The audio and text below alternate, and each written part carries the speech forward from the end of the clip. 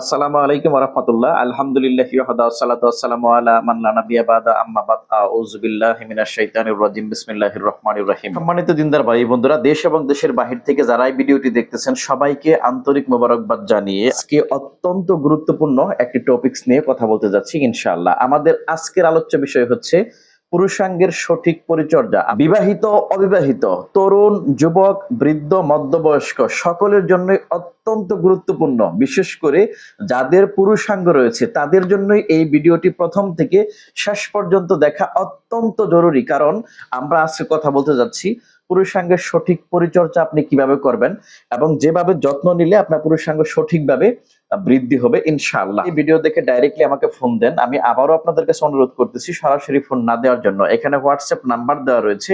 যদি আপনার প্রয়োজন থাকে সেক্ষেত্রে অবশ্যই আপনার বয়স, ওজন, উচ্চতা এবং প্রধান প্রধান সমস্যা বিস্তারিত বিষয়গুলো সুন্দর করে লিখে এই ভিডিওতে দেওয়া হোয়াটসঅ্যাপ নাম্বারে মেসেজ দিবেন ইনশাআল্লাহ। আমি নিজে থেকেই ফ্রি হয়ে আপনাকে রিপ্লাই দিব। অত্যন্ত মনোযোগ সহকারে খেয়াল করুন, ভিডিওর শুরু থেকে শেষ পর্যন্ত সাথেই থাকুন। প্রথম গুরুত্বপূর্ণ টিপস হচ্ছে প্রত্যেকদিন পুরুষাঙ্গে সাবান লাগাবেন না। কারণ সাবানে প্রচুর পরিমাণে ক্ষার জাতীয় উপাদান থাকে। এই অতিরিক্ত ক্ষারের কারণে পুরুষাঙ্গের স্কিনে সমস্যা দেখা দিতে পারে, যার জন্য আপনি সপ্তাহে সর্বোচ্চ 3 থেকে 4 দিন সাবান লাগাতে পারেন। কন্টিনিউ সাবান লাগাবেন না। 2 নম্বর পরামর্শ হচ্ছে নিয়মিত লোম কাটবেন। আল্লাহ রাসূল সাল্লাল্লাহু আলাইহি সাল্লাম আমাদেরকে জানিয়ে দিয়েছেন যে প্রত্যেক 40 দিন অন্তর অন্তর গোপনাঙ্গের, পুরুষাঙ্গের লোমগুলো পরিষ্কার করার জন্য। আমরা এই হাদিসটা যদি মেনটেন করে চলি তাহলেই এনাফ। ঠিক মতো যদি এটা পরিষ্কার পরিচ্ছন্ন না রাখেন তাহলে ইনফেকশন হওয়া, দুর্গন্ধ হওয়া এবং সেই সাথে অধিক স্বপ্নদোষের প্রবণতা বৃদ্ধি পেতে পারে। তাই পুরুষাঙ্গের লোম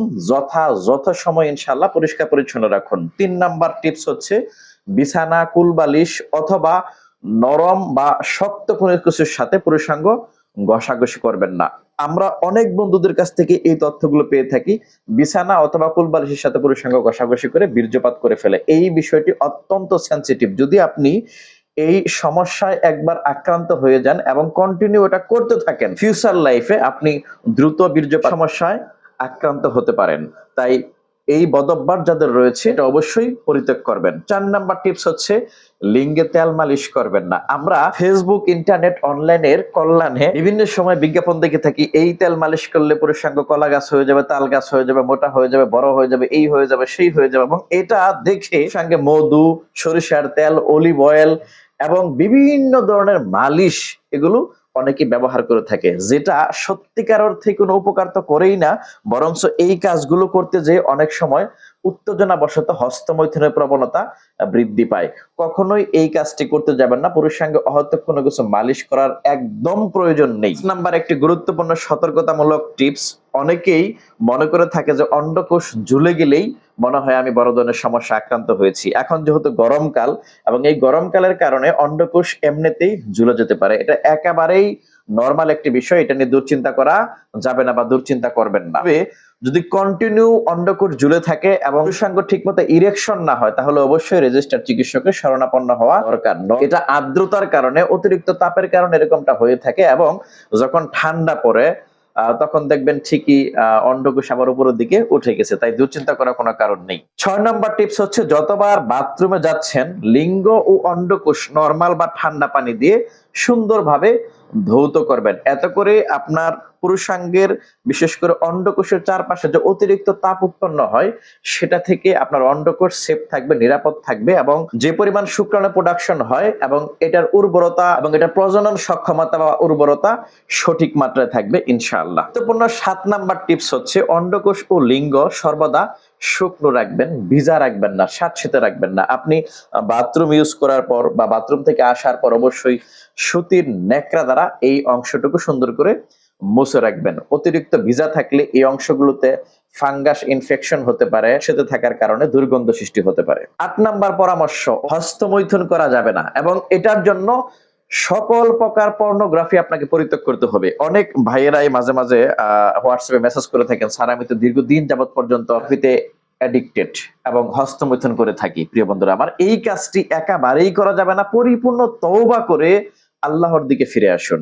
হস্তমৈথুন এটা একটি বিকৃত যৌনাচার এবং পর্নোগ্রাফির সাথে ওতপ্রোতভাবে জড়িত। তাই পর্নোগ্রাফি পরিত্যাগ করুন এবং হস্তমৈথুন এই বিষয়টি একেবারেই জীবন থেকে ডিলিট করে দেন। হ্যাঁ, যদি আপনি প্রাপ্তবয়স্ক হয়ে থাকেন, আপনি যৌবন প্রাপ্তি হয়ে থাকেন, তাহলে আল্লাহর উপর ভরসা করে বিয়ের সিদ্ধান্ত নেন এবং বিয়ে করুন। এর ভিতরে আল্লাহ সুবহানাহু ওয়া তাআলা কল্যাণ এবং বারাকা রেখেছেন। ৯ নম্বর পরামর্শ হচ্ছে, যেহেতু আমাদের সাবস্ক্রাইবার অধিকাংশই হচ্ছে তরুণ এবং যুবক, তারা স্বপ্ন দোষে আক্রান্ত হয়ে থাকেন। প্রিয় বন্ধুরা আমার, স্বপ্ন যদি সারা মাসের ভিতরে ৫ থেকে ৬ বার বা ৭ বার হয়ে থাকে, এটা একেবারেই নরমাল বিষয়। এজন্য দুশ্চিন্তা বা টেনশন করার দরকার নেই এবং স্বপ্ন দোষ হওয়ার পরে অবশ্যই আপনাকে পরিষ্কার পরিচ্ছন্ন হতে হবে। গোসল করে নিবেন। ১০ নাম্বার গুরুত্বপূর্ণ একটি পরামর্শ, টাইট প্যান্ট, টাইট জাঙ্গিয়া এটা পরিত্যাগ করতে হবে। কারণ এই টাইট পোশাক-আশাক পরার কারণে সঠিক বাতাস বা সঠিক অক্সিজেন থেকে আপনার পুরুষাঙ্গ এবং অন্ডকোষ বঞ্চিত হয় এবং এইখানে প্রচুর পরিমাণে প্রেসার ক্রিয়েট হওয়ার কারণে আপনার শুক্রাণুর উর্বরতা শক্তি কমে আসে। স্পাম কাউন্টেবল বা স্পাম কোয়ালিটি একেবারে নরমাল হয়ে যায়। আল্লাহ রাসূল সাল্লাল্লাহু আলাইহি সাল্লাম আমাদের পোশাক কিভাবে আমরা পরবো, কি ধরনের পোশাক পরবো এটা কিন্তু নির্ধারণ করে দিয়েছেন, ঠিক পরিধি পরিমাপ করে দিয়েছেন। অর্থাৎ আমাদেরকে ঢিলেঢালা পোশাক পরার জন্য হাদিসে পরামর্শ দেওয়া হয়েছে। তাই আপনি এই জায়গাতেও বিশেষ করে পরনের প্যান্টটাও ঢিলাঢালা পরার জন্য সর্বোচ্চ চেষ্টা করবেন ইনশাআল্লাহ। ১১ নম্বর পরামর্শ হচ্ছে, অতিরিক্ত যৌন চিন্তা ভাবনা এবং কল্পনা পরিত্যাগ করুন। আমরা অনেক সময় অতিরিক্ত যৌন ফ্যান্টাসিতে ভুগে থাকি। এটা হওয়ার কারণে দেখা যায় অধিকাংশ পেশেন্টই ফিজিক্যাল প্রবলেমের চাইতে মেন্টালি হেজিটেশনে ভোগেন বেশি পরিমাণে। অতিরিক্ত যৌন কল্পনা, অতিরিক্ত যৌন চিন্তা ভাবনা এগুলো পরিত্যাগ করে নিজের কর্ম পরিবেশে মনোনিবেশ করুন। আপনি যদি স্টুডেন্ট হয়ে থাকুন, পড়ালেখায় মনোযোগ দেন। যদি আপনি পেশাজীবী হয়ে থাকেন, তাহলে আপনার কাজকর্মে মনোযোগ দেন। চিন্তা করার জন্য আল্লাহর এই দুনিয়ায় অনেক কিছু রয়েছে। তাই যৌন চিন্তায় সবসময় করতে হবে, এটা উচিত নয় এবং এটার মাধ্যমে আপনার যৌন স্বাস্থ্য ক্ষতিগ্রস্ত হতে পারে। তাই অতিরিক্ত যৌন চিন্তা ভাবনা থেকে নিজেকে গুটিয়ে রাখুন।